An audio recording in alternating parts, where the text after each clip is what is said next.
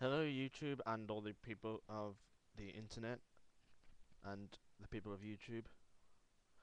More specifically, a user by the name of Trailer Cat. Is that how you pronounce it? I have no idea. I don't know what it's supposed to mean. I don't know what it is, but you know who you are. Maybe you could enlighten me onto how that's pronounced and what it means.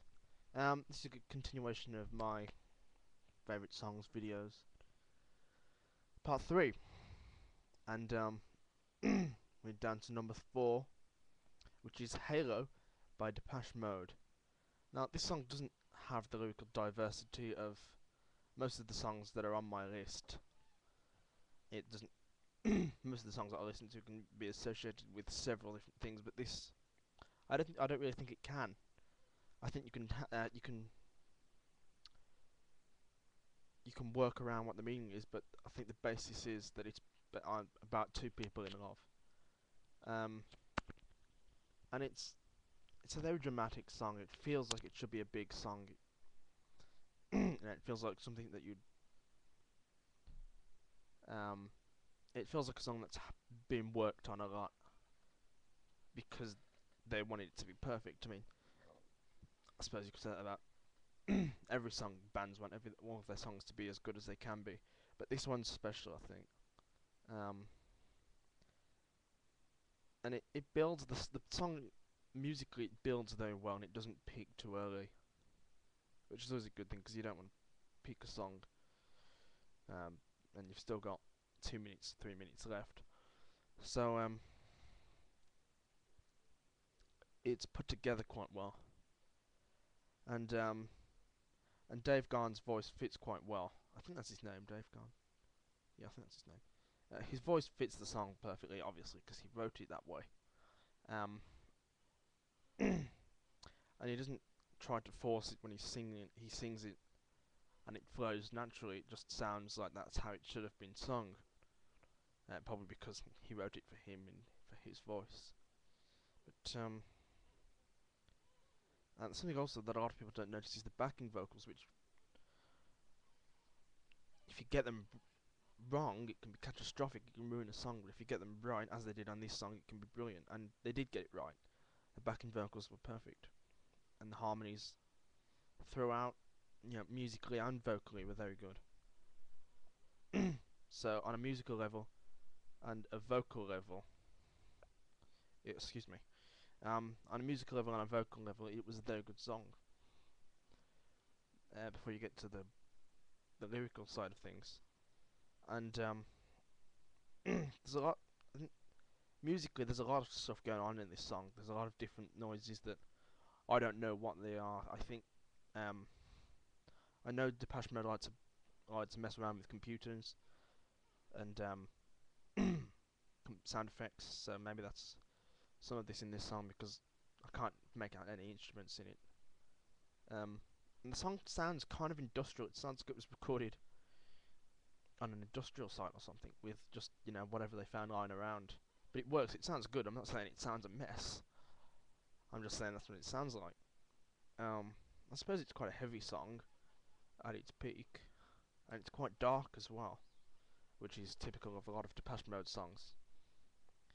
But and as for the lyrics, well, I don't know if I can imagine loving someone so much that you would want to be with them, even though you know it would destroy everything that you have, and you could only enjoy it for a short period of time because it was going to burn your world. Um, and that's what this song sounds like it's singing about. Amy Lee of Evanescence said of it,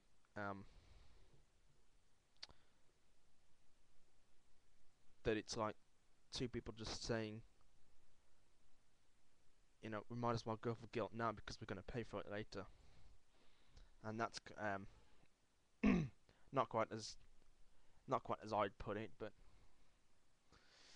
um, that's actually how I heard about this song. There was an article in Kerrang magazine, that is Kerrang magazine. If you don't know what that is, it's a hard rock and heavy metal magazine and TV station and radio station over here in the UK. And the song is it's kind of over the top, I suppose, with its It's so dramatic and it is over the top, but in a good way. And and it's a good song, you know. First and foremost, that's what I like for any song. It's got to be good. It's got to have a good tune. It's got to say something to me, either on a musical level or on a lyrical level. Lyrical? Yeah, lyrical. Um. Anyway, I've spent too much time on this song. Too much time. What did I just say? Too much time. I've spent too much time on this song. Number three is, I'm actually not sure about this one. It's "Bring Me to Life" by Evanescence. Um, and I'm not sure about this. I'm not sure if it should be higher on this list. It definitely shouldn't be any lower. But this was the first Evanescence song I ever heard. I actually saw it. I think I was watching MTV or something, and the video came on, and I thought it was a brilliant video for starters. And it was a catchy song for a start, which I don't usually like, but and I know this song had a lot of hype, and that this band had a lot of hype about them when they came out back in 2003. And but the first time I heard this song, I couldn't help thinking that that voice was the greatest sound that I've ever heard anywhere ever. I could listen to that. I could listen to it all day. Have um, that mixed with the dark theme of the song, and I mean, you know, at that point I was what? I was about 12 or 13 when I heard it, and so on a lyrical level, it didn't mean all that much to me at the time until I looked into it and I started to listen to the lyrics and listen to what's being said in the song, and it's incredibly powerful for me on several levels. And lyrically, it's probably the most meaningful song to me on this list, and probably that I've ever heard. Um, Anybody who wants to know anybody who wants to know me a little bit better should probably go and listen to this song. Um, I don't know what else I can say. It's unbelievable how good this song is, for me at least.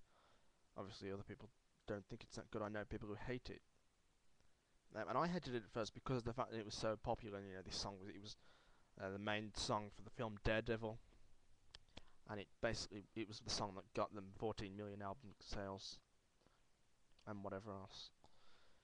So it was, to a point, it was quite mainstream, but um,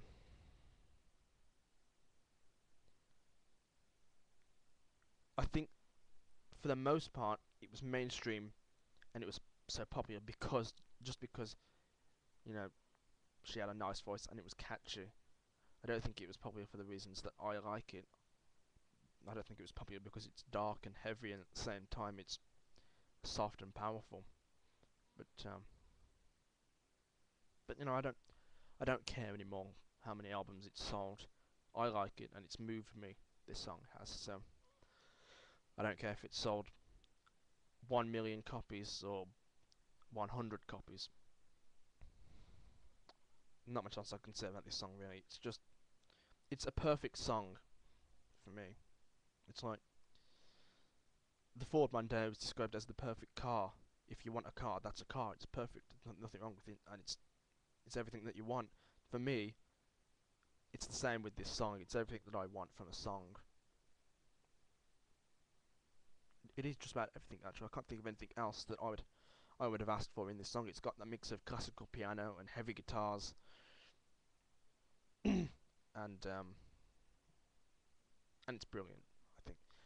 And it's one of those videos that's even better when you watch it with the video. As usual, I'm going to put links to both those songs on the side. With that one, I think I'll put a link to the video on the side, actually. And that's about it. That's the end of the video. I've only managed to get 2 songs in, but I did speak quite a lot about those songs, because they are quite... We're getting higher up on the list, and the songs are getting more meaningful, so... Watch out for part 2. Sorry, part 4. Peace out.